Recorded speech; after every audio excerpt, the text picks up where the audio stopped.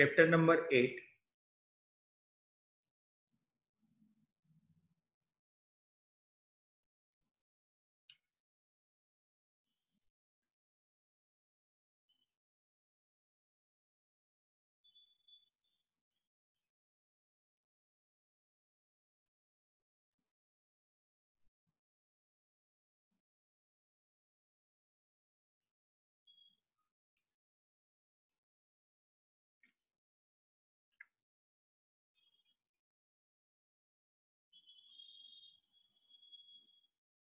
Dissolution of a partnership firm.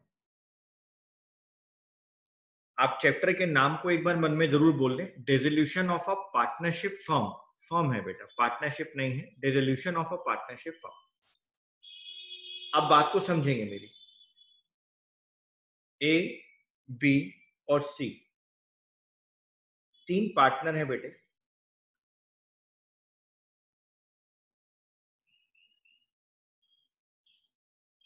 ये इनकी partnership firm है। तीनों की रेशियो है 1:1:1। तीनों बहुत मेहनत से काम कर रहे हैं बेटे। मार्केट में फर्म की गुडविल भी है। 2017, 2018, 2019, 2020, 31 मार्च 2017,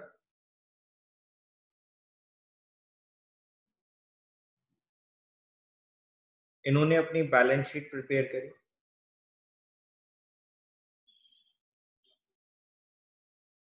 liabilities, assets,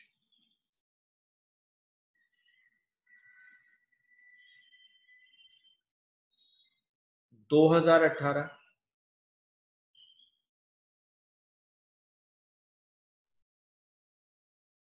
balance sheet prepare हो रही है। Liabilities, assets, 2019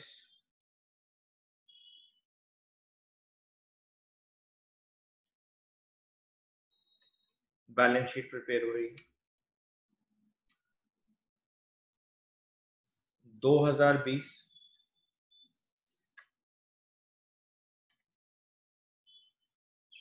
balance sheet prepare. इनको बेटे 2017 में लॉस हुआ।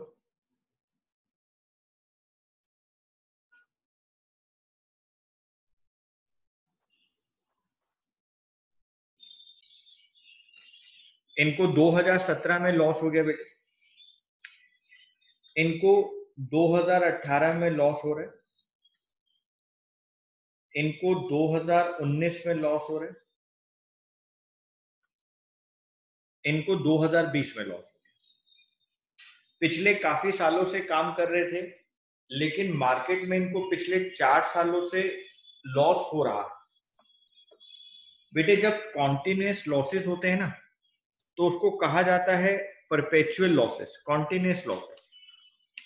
जब कॉन्टिन्यूअस लॉसेस इनकी पार्टनरशिप में हो रहे थे बेटे, तो पार्टनर्स इस बात पे बहुत मंथन करते हैं, बहुत चिंता जाहिर करते हैं कि भाई हम लोगों को बार बार लॉस हो रहा है। लास्ट 4 ईयर से कॉन्टिन्यूसली हमें लॉस हो रहा है, और हमें लगता है कि अब हमारे लिए मार्केट के अंदर सरवाइव करना मुश्किल हो रहा है।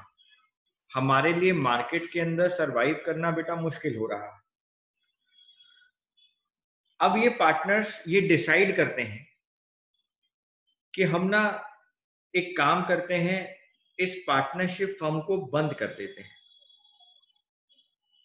मतलब हम अपने बिजनेस को बंद कर देते हैं। हम अपने बिजनेस को बंद कर देते हैं। ये तीनों मिलके आपस में डिसाइड करते हैं। तीनों एक साथ बैठते हैं, एक साथ बैठकर ये डिसाइड करते हैं कि हम ना अब अपने पार्टनरशिप फर्म को बंद कर देते हैं।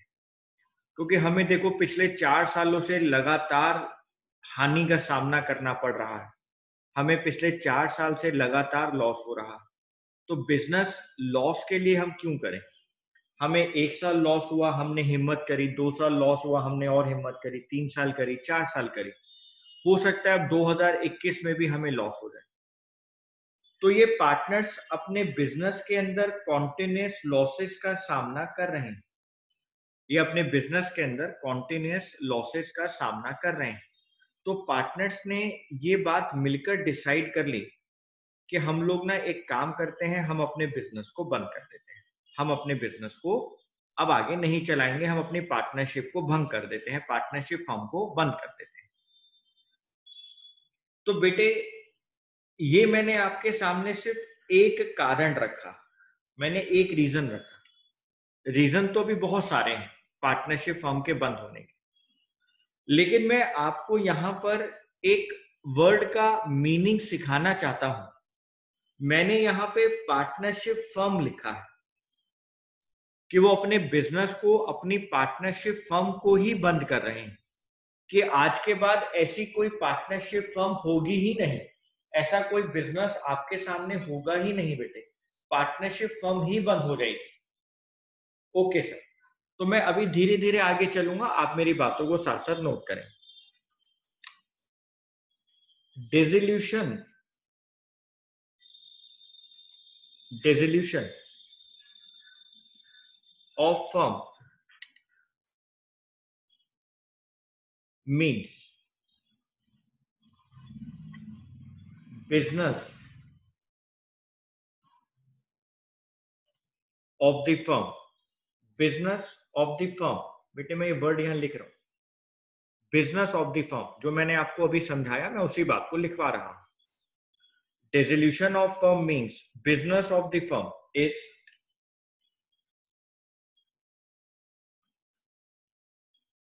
discontinued. That means closed and the firm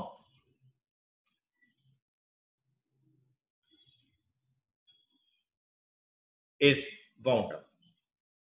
Wound up मतलब dissolved.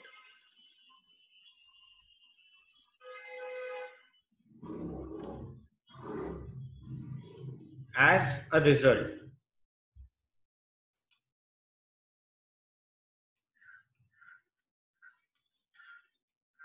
economic relationship among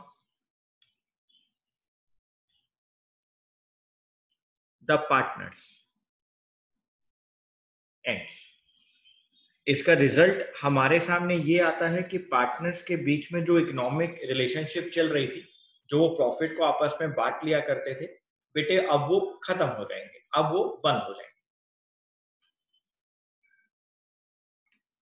अभी मैंने सिर्फ आपको फर्म की बात बताई है बेटे, कि जब हम अपनी फर्म को ही बंद कर देते हैं, डिसोल्यूशन ऑफ पार्टनरशिप ही हो जाता है।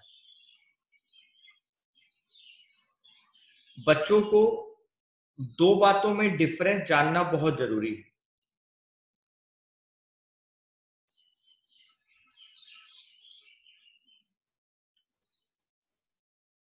डिसोल्यूशन फर्म का हो रहा है, यह डिसोल्यूशन पार्टनरशिप का हो रहा है, ये जानना बहुत जरूरी है। डिसोल्यूशन ऑफ फर्म मैंने आपको समझा दिया, जब बिजनेस ही बंद हो जाएगा।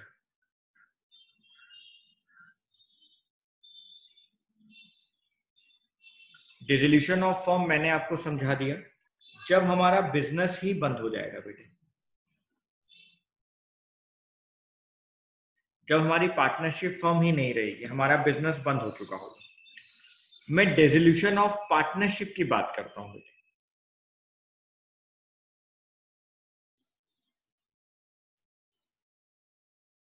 जब पार्टनर्स के बीच में, जब पार्टनर्स के बीच में उनके रिलेशनशिप जो होते हैं बेटे, पार्टनरशिप डीड के अकॉर्डिंग, जब उसमें चेंजेस आते हैं, जब फर्म रिकॉन्स्टिट्यूट होती है, जब फर्म के कॉन्स्टिट्यूशन में चेंज आता है बेटे, जब पार्टनर्स के बीच में पार्टनरशिप डीड के अंदर बनाए गए रिलेशंस के बीच में चेंज आता है, जब फर्म की कॉन्स्टिट्यूशन में चेंज आता है बेटे, उसको कहा जाता है dissolution of partnership. Dissolution of partnership कब कब पॉसिबल होती है? डिसोल्यूशन ऑफ पार्टनरशिप कब कब आती है बेटे? बेटे जब change in profit sharing ratio हो जाए तो उनके एग्रीमेंट को चेंज किया जाएगा, उनके एग्रीमेंट को चेंज किया जाएगा बेटे, पार्टनरशिप रिकॉन्स्टिट्यूट होगी किसी नए पार्टनर के एडमिशन के time, admission of a partner, partnership reconstitute होगी, retirement of a partner, partnership reconstitute होगी,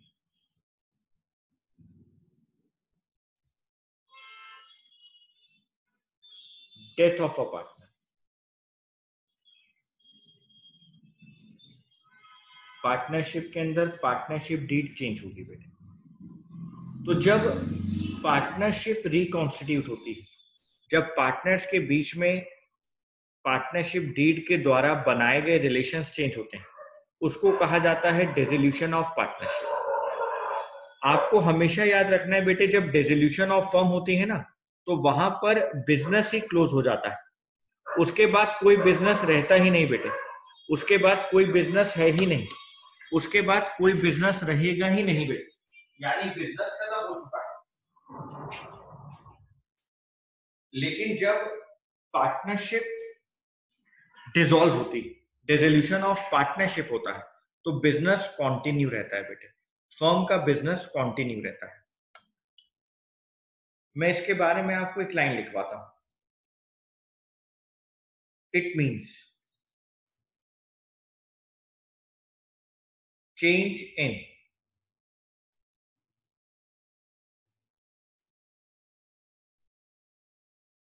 business relationship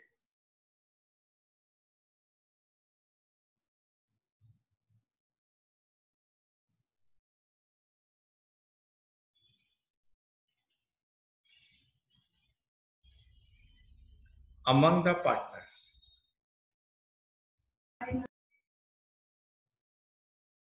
the firm continues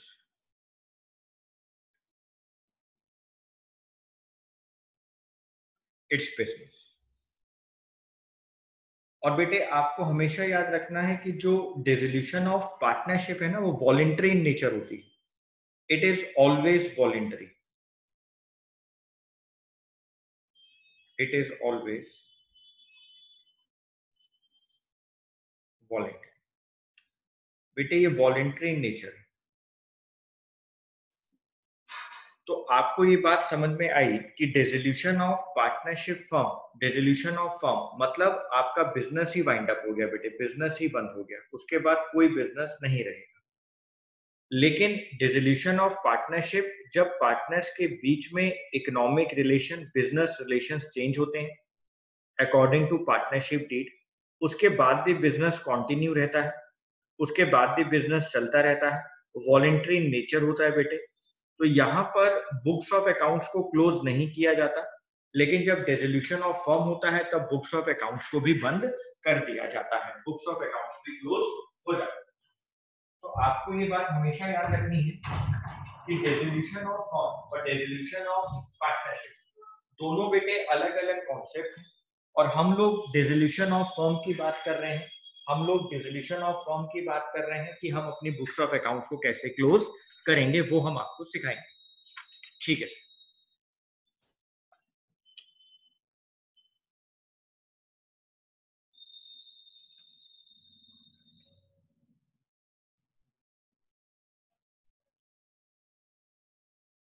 according to section 39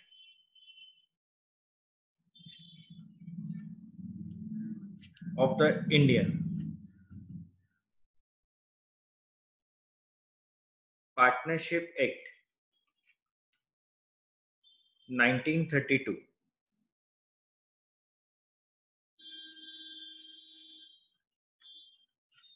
dissolution of the firm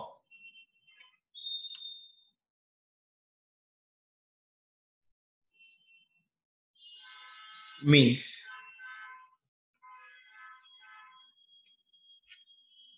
dissolution of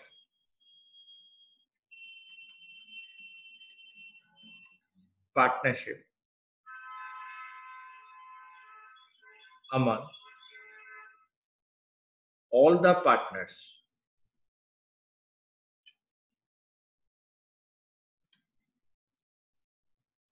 in the firm. Dissolution of firm means dissolution of partnership among all the partners in the firm. यानी sir हमें इस बात को हमेशा याद रखना है कि जब डिसोल्यूशन ऑफ फर्म हो रहा है तो उसका मतलब है डिसोल्यूशन ऑफ पार्टनरशिप, लेकिन जब डिसोल्यूशन ऑफ पार्टनरशिप हो रहा है तो उसका ये मतलब नहीं है कि फर्म भी डिसॉल्व हो रही। जी सर, हम इस बात को याद रखेंगे। मैं यहाँ लिखवा रहा हूँ, जब डिसोल्यूशन ऑफ फर्म होता है तो बेटे वहां पर डिसोल्यूशन ऑफ पार्टनरशिप तो 100% होगा ही होगा क्योंकि फर्म ही डिसॉल्व हो गई। लेकिन जब डिसोल्यूशन ऑफ पार्टनरशिप होता है तो उसका ये मतलब नहीं होता है कि वहां पे फर्म भी डिसॉल्व हो रही। Okay sir, dissolution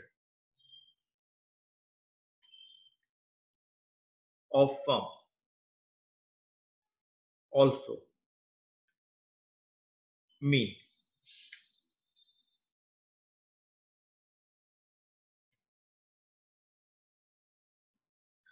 dissolution of partnership। यहां क्या लिखेंगे? dissolution of partnership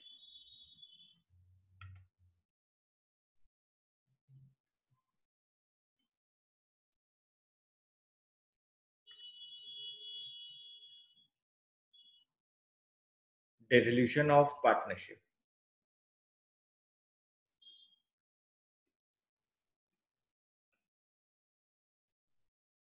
may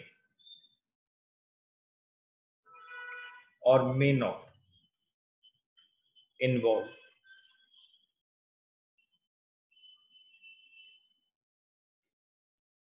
dissolution of the firm।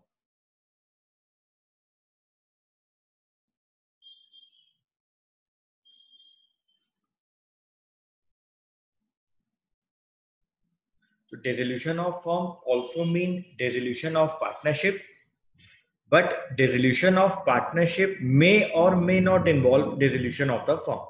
यहाँ पर ऐसा नहीं है कि बेटे जब dissolution of partnership होगा तो आपकी फर्म बंद हो रही होगी, ऐसा भी नहीं हो सकता बेटे।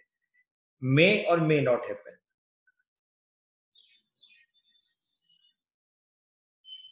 ये बेटा डिफरेंस हमारे लिए बहुत इंपॉर्टेंट है, एग्जाम में पूछा जाता है।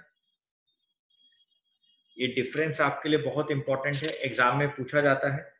आपकी बुक्स में पेज नंबर 8.2 पर ये डिफरेंस दिया गया।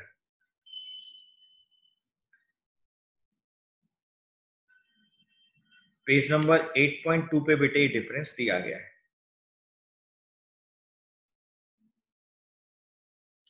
नेक्स्ट कॉन्सेप्ट की तरफ हम लोग चलेंगे बेटे। Concept number 2,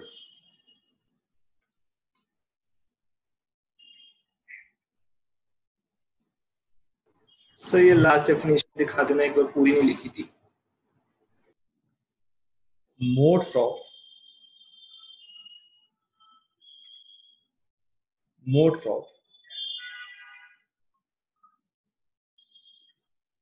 dissolution of a firm।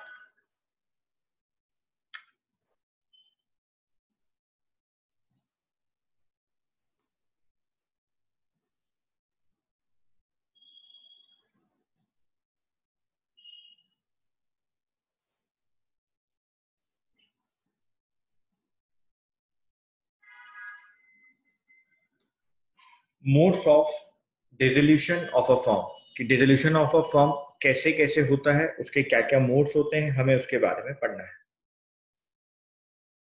Point number 1, जब सारे पार्टनर्स मिलकर ये डिसाइड कर लें कि हमें अपनी पार्टनरशिप फर्म को बंद करना है,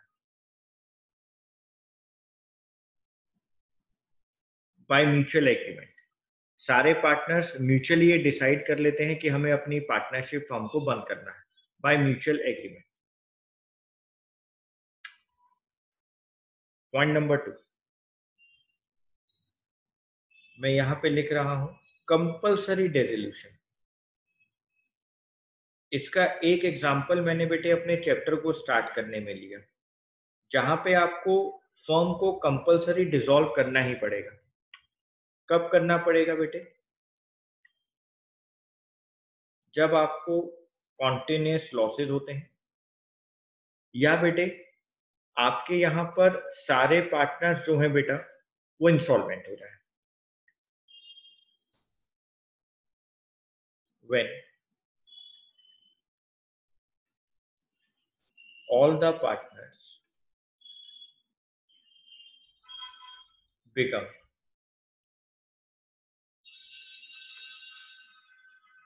इंसॉल्वेंट, सारे पार्टनर्स बेटे इंसॉल्वेंट हो जाए या एक पार्टनर को छोड़ के सब इंसॉल्वेंट हो जाए,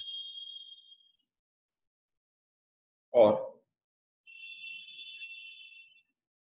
all the partners except one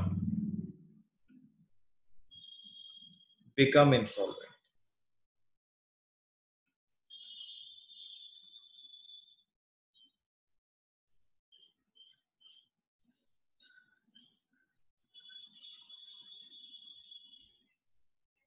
bye mutual agreement, compulsory dissolution. Compulsory dissolution मैंने आपको दो बातें लिखवा दी हैं, जब कॉन्टिन्यूस लॉसेस होते हैं या बेटे सारे पार्टनर्स इंसॉल्वेंट हो जाते हैं या एक पार्टनर को छोड़ के सारे पार्टनर्स इंसॉल्वेंट हो जाते हैं।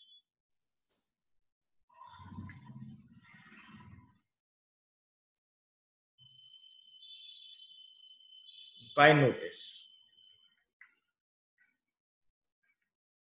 बेटे आप लोगों ने 11th क्लास में जब पार्टनरशिप बिजनेस स्टडीज में पढ़ी थी, तो वहां पे आपने दो डिफरेंसेस को देखा होगा, पर्टिकुलर पार्टनरशिप और पार्टनरशिप एट विल। तो जो पार्टनरशिप एट विल थी बेटा, उसके लिए पॉइंट आया है by notice. In case partnership as at will, in case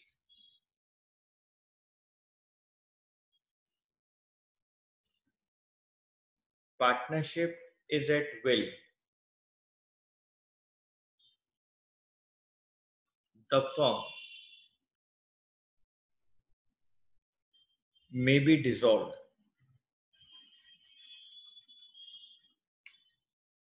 by any partner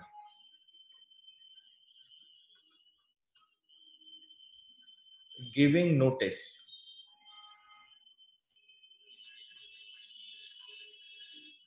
in writing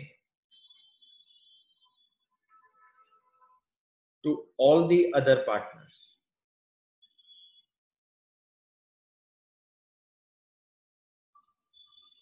of his intention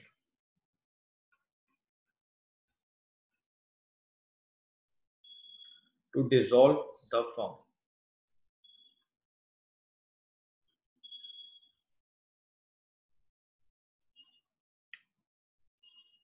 Next point,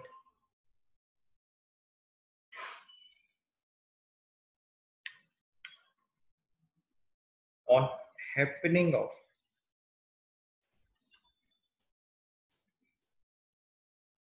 an event। यहां पे बेटे मैं पर्टिकुलर पार्टनरशिप की बात करूंगा। जब पार्टनरशिप एक पर्टिकुलर इवेंट के लिए की जाती है, एक पर्टिकुलर वेंचर के लिए की जाती है, वो वेंचर कंप्लीट हो जाता है, पार्टनरशिप खत्म हो जाती है।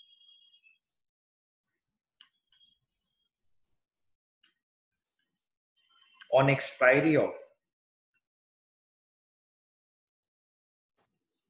the term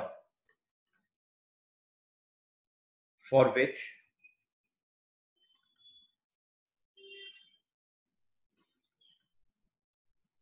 the firm was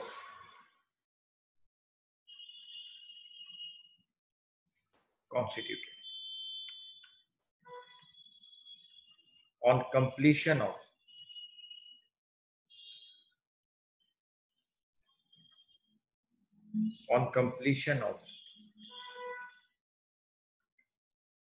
the venture, कोई वेंचर आपने लिया था बेटे, वो कंप्लीट हो गया। किसी पार्टनर की डेथ हो गई बेटे, on death of a partner, दो ही पार्टनर थे, एक पार्टनर की डेथ हो गई, पार्टनरशिप बंद हो गई बेटे।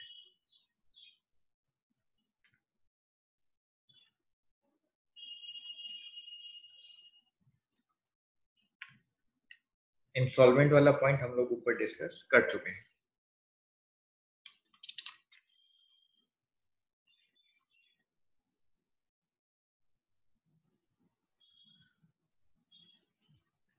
सर हाँ बेटे, दिए गए हैं जहां पे डिसोल्यूशन कोर्ट करा देता है बेटे, उसको कहा जाता है डिसोल्यूशन बाय कोर्ट।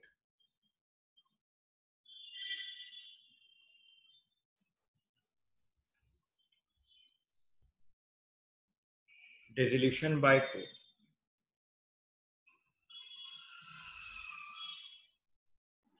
एक बार लास्ट लाइन दिखा दोगे सर? Dissolution by court. अब बेटे हम डिसोल्यूशन बाय कोर्ट की बात करेंगे कि कोर्ट कब कब इंटरफेयर करेगा बेटे।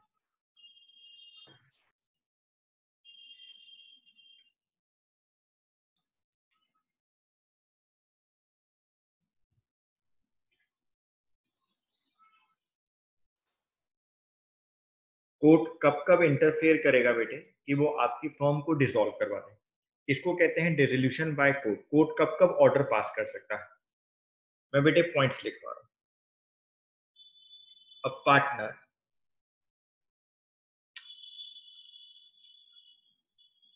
becomes a person of unsound mind। बेटे कोई पार्टनर है आपका जो अब अनसाउंड माइंड हो गया है बेटे, अब वो अपने सेंसेस में नहीं है, तो आपको अपनी पार्टनरशिप को बेटे बंद ही करना पड़ेगा। कोर्ट वहां पर ऑर्डर पास कर देगा और फर्म को डिसॉल्व कर देगा। Next point, a partner becomes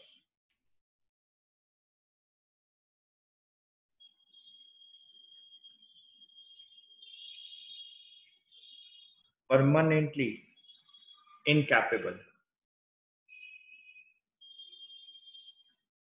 of performing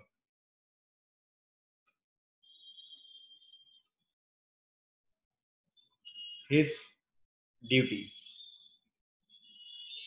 as a partner।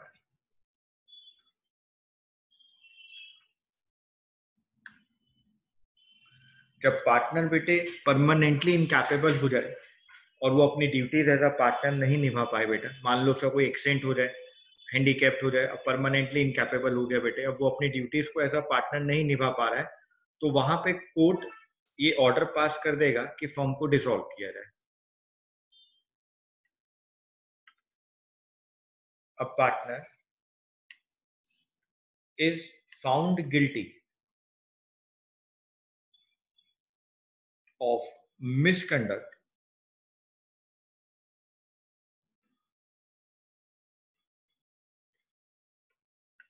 which is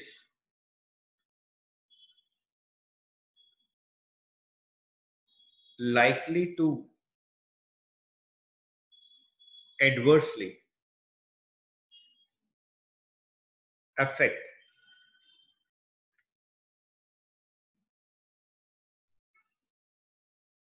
the business of the firm।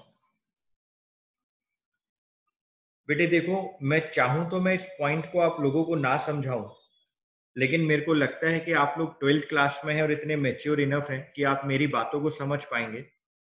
और बेटे ये बातें हम लोग ना लॉ में समझाते हैं जब बीकॉम में बच्चे बिजनेस लॉ पढ़ते हैं, लेकिन मैं आपको समझा देता हूं बेटे कि अगर यहाँ लाइन ये वाली है और इसके ऊपर क्या सेक्शन बना था पार्टनरशिप में, आप लाइन को समझे बेटे, आप ध्यान से सुने, आप इसको बेटे पढ़ाई के मोड में ही समझे, पढ़ाई के कंटेक्स्ट में ही समझे बात को।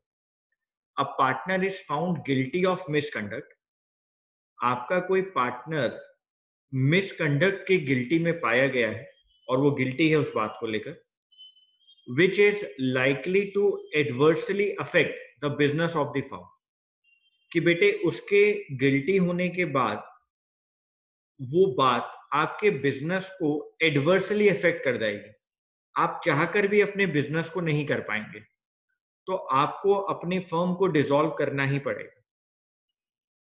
बेटे इसका ना हम लोगों को एग्जाम्पल दिया गया है लॉ के अंदर, मैं आपको समझा देता हूं।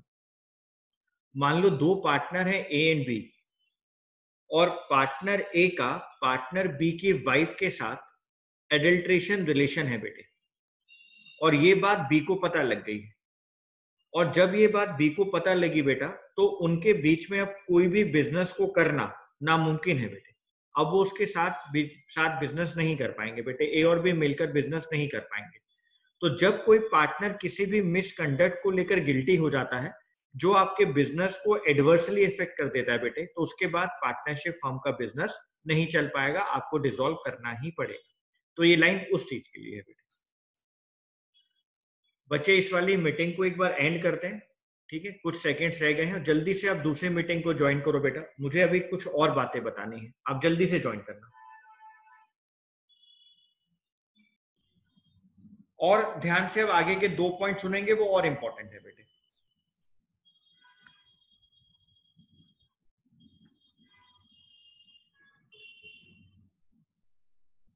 Partnership agreement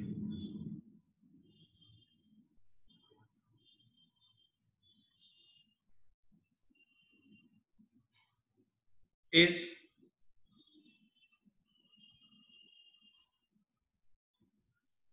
breached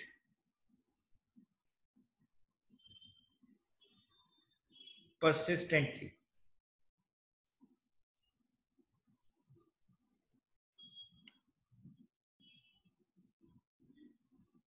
by a partner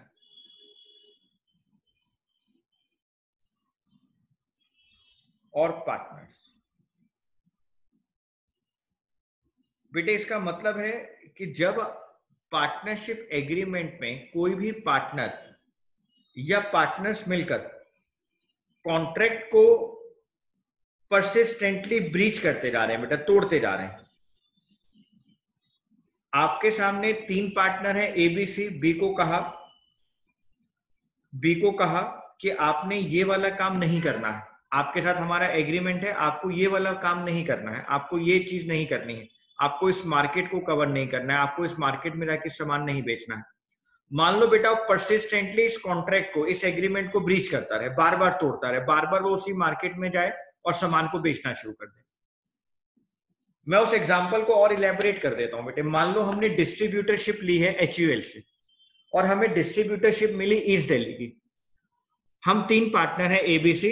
मैंने ए और सी को ये बोला कि भाई आप देखो, ईस्ट दिल्ली के बाहर नॉर्थ दिल्ली, साउथ दिल्ली और वेस्ट दिल्ली आप अपने इन गुड्स को बेचने नहीं जाएंगे, हमें सिर्फ ईस्ट दिल्ली का डिस्ट्रीब्यूटरशिप मिला है।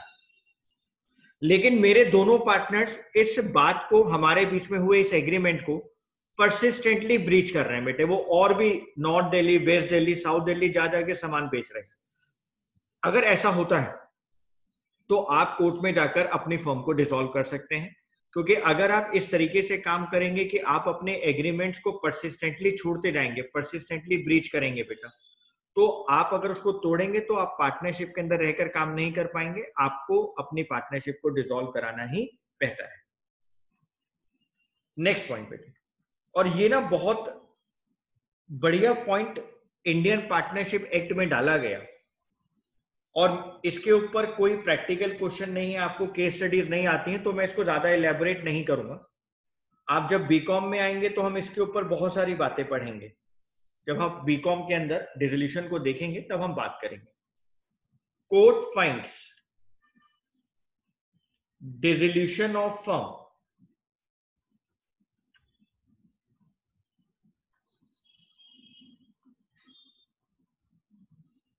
is justified। अगर कोर्ट को ऐसा लगता है कि पार्टनर्स के बीच में अब बिजनेस नहीं चल पाएगा, इनकी पार्टनरशिप फर्म को बंद करना ही सबसे बढ़िया ऑप्शन है, if court finds dissolution of the firm is justified, तो कोर्ट ऑर्डर पास कर देगा बेटे। अब मैं इसके ऊपर और चर्चा नहीं करूंगा। यहां पर बहुत सारे केसेस होते हैं जब कोर्ट को लगता है कि इनके बीच में अब पार्टनरशिप नहीं होनी चाहिए और इस पार्टनरशिप फर्म को बंद हो जाना चाहिए, वो उस बात को जस्टिफाइड कर देता है बेटा कि इन रीजंस की वजह से आपकी पार्टनरशिप को बंद किया जा रहा है। तो if court finds dissolution of the firm is justified, वो बेटे ऑर्डर पास कर देगा। ठीक है sir.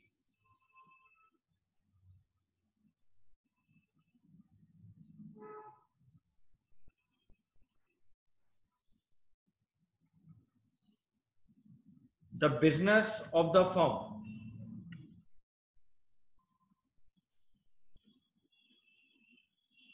cannot be carried on except at a loss. अगर आपका बिजनेस रेगुलर लॉस लेता जा रहा है, can not be carried on accept at a loss, सिर्फ लॉस पर ही आगे चलेगा, बिना लॉस के अब चल ही नहीं सकता, तो वहां भी कोर्ट ऑर्डर दे देता है कि आप अपनी फर्म को डिसॉल्व कर दें। तो बेटे यहां पे मैंने आपको दो तरह के मोड्स लिखवा दी। पहला मोड लिखवाया मैंने आपको, सेकंड लिखवाया डिसोल्यूशन बाय कोर्ट, यहां लिखवाया by mutual agreement, by compulsory dissolution, by notice, और मैंने आपको यहां पर सारी बातें बता दी। ये सारी बातें आपको बताना जरूरी है बेटे, क्योंकि आगे हमें बहुत सारे सेक्शंस पढ़ने हैं जहां पे आप इन सारी बातों को देख पाएंगे। चैप्टर बहुत इंपॉर्टेंट है, अगर आप इसकी सारी बातों को समझ लें और साथ साथ नोट्स बना लें तो आपके लिए बहुत आसान हो जाएगा। सर। हाँ बेटा। सर एक डाउट था सर, जो आपने बेटे आपको ये तो बात समझ में आ ही गई कि डिसोल्यूशन ऑफ फर्म में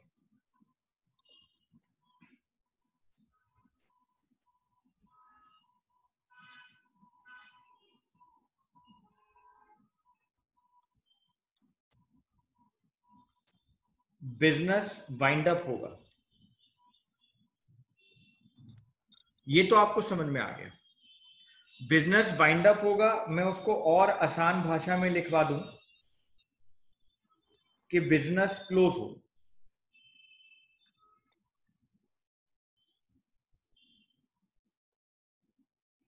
मैं उसको और आसान भाषा में अगर लिखवा दूं कि आपका बिजनेस क्लोज होगा, ठीक है बेटे, बिजनेस वाइंड अप किया जाएगा, बिजनेस क्लोज होगा।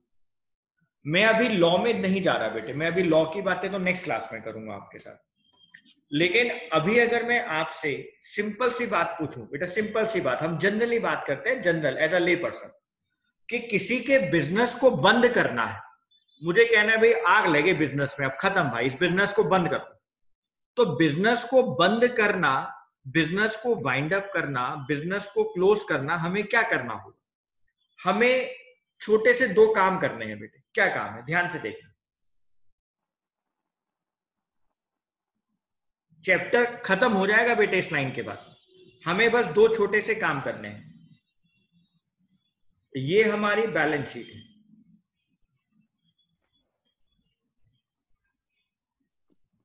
ये हमारे पास लायबिलिटीज है, ये हमारे पास एसेट्स है। मेरे बिजनेस में बैलेंस शीट में एसेट्स आ रही होंगी, यहां पे लायबिलिटीज आ रही होंगी। बेटे चैप्टर खत्म है इस लाइन के बाद, बस बहुत ध्यान से सुनना मेरी बातों को। मेरे को बिजनेस को बंद करना है, बिजनेस को खत्म करना है, आज के बाद ये बिजनेस दुनिया के सामने नहीं रहेगा। मुझे क्या करना है? सर आपको कुछ नहीं करना, आप इन सारी एसेट्स को, ये जो एसेट्स आपके सामने है, इसको मार्केट में सेल कर दो, इसको मार्केट में सेल कर दो, सबको रियलाइज करवा लो। लैंड एंड बिल्डिंग बेच दो, प्लांट एंड मशीनरी बेच दो, फर्नीचर बेच दो, स्टॉक बेच दो, जितना कुछ आपके पास एसेट्स में है, एसी बेच दो, चेयर्स बेच दो, जो है सब बेचते जाओ, सारी चीजें बेच दो बेटा। अब सर वहां पर हम ये सोचें कि हमें प्रॉफिट या लॉस हो रहा है, बेटा क्यों सोचोगे? फर्म तो बंद हो रही है। 10 लाख रुपए की लैंड है, 15 लाख की बिक रही है, बेच दो। बिल्डिंग 5 लाख की है, 3 लाख की बिक रही है, बेच दो। फर्नीचर 10,000 का है, 5,000 का बिक रहा है, बेच दो। डेटर्स 1 लाख के हैं, 80,000 मिल रहे हैं, ले लो। सब बेचते जाओ बेटे, सब बेचने के बाद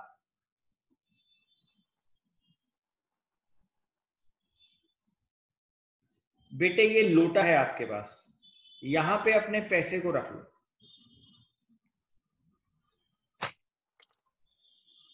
बेटे अपने इस पैसे को इस लोटे में रख लो। मान लेते हैं ये आपके पास एक लोटा है। आपने इसके अंदर अपने सारे पैसे, इसको बेचकर जो पैसे आए आपने इसमें रख लिए, आपने इसके अंदर रख लिए सारे पैसे। अब आप एक एक करके बेटे अपनी लाइबिलिटीज को बुलाओगे, क्रेडिटर्स को बुलाओगे, बैंक लोन को बुलाओगे, गवर्नमेंट अथॉरिटीज को बुलाओगे टैक्स के लिए। आप इनको एक एक करके बुलाओगे इस लोटे के पास, और बेटे इनके पैसे इनको वापस करते जाओगे। आप इनके पैसे इनको वापस करते जाओगे, पे ऑफ करते जाओगे।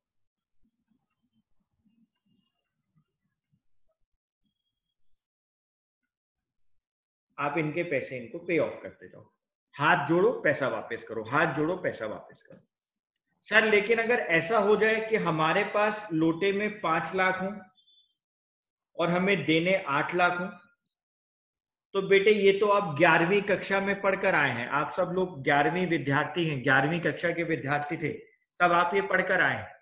और वहां पे लिखा होता था, आप याद करो journal entries, Sohan become insolvent and his official receiver pay 60 पैसा in a rupee। याद आई अब कुछ बात? यानी सर जब कोई इंसॉल्वेंट हो जाता है, जब पैसे की कमी हो जाती है, तो कोर्ट वहां पे डिसाइड कर देता है इस पैसे के अकॉर्डिंग कि आपको कितना पैसा वापस करना है। मान लो यहाँ कोर्ट ने कह दिया कि हम लोग अब 60% वापस करेंगे, यानी अगर यहां पर 1 लाख रुपए के क्रेडिटर्स थे तो हम उनको 60,000 पे ऑफ करेंगे, क्योंकि हमारी फर्म तो बंद हो रही है। और वो बेटा हमसे लड़ाई भी नहीं करेंगे, वो 60,000 ले लेंगे, क्योंकि उनको पता है कि फर्म तो डिसॉल्व हो गई, अभी जो मिल रहा है वो ले लो, वरना सारा लॉस हो जाएगा। तो आपने इस चैप्टर के अंदर जो मैंने आखिर में सिखा दिया है, ये चैप्टर का 90% कंक्लूजन आ गया है। हमें चैप्टर में कुछ करना ही नहीं है। और निशांत इस बात को अच्छे से जानता है, उसने मेरे से किया था अभी उसके यूटी से पहले, कि इस चैप्टर के अंदर सिर्फ यही दो बातें हैं। एसेट्स बेची जाएंगी, लाइबिलिटीज पे ऑफ की जाएंगी, बस खत्म। चैप्टर का कंक्लूजन इस एक लाइन में मैंने आपको दे दिया। अब बेटे इन बातों को लिखवाने में 3 दिन लग जाए वो बात अलग है। इन बातों को लिखवाने में मेरे को 3 क्लास लग जाए वो बात अलग है, क्योंकि नोट्स मुझे कंप्लीट कराने हैं, क्योंकि सारे क्वेश्चंस तो मुझे कराने होते हैं। लेकिन हमारे पास सारे चैप्टर के अंदर कंक्लूजन यही निकलेगा, सारे चैप्टर का निचोड़ यही है कि हमें एसेट्स को बेचना है और लाइबिलिटीज को पे ऑफ करना है, बस। और हमारी पार्टनरशिप फर्म खत्म हो जाएगी, बंद हो जाएगी। इसके आगे की चर्चा मैं आप सब लोगों से नेक्स्ट क्लास में करूंगा। यहां तक की बातें आप लोगों ने लिखी होंगी, मुझे पूरा विश्वास है। ठीक है बेटे, नेक्स्ट क्लास में हम बात करेंगे। धन्यवाद।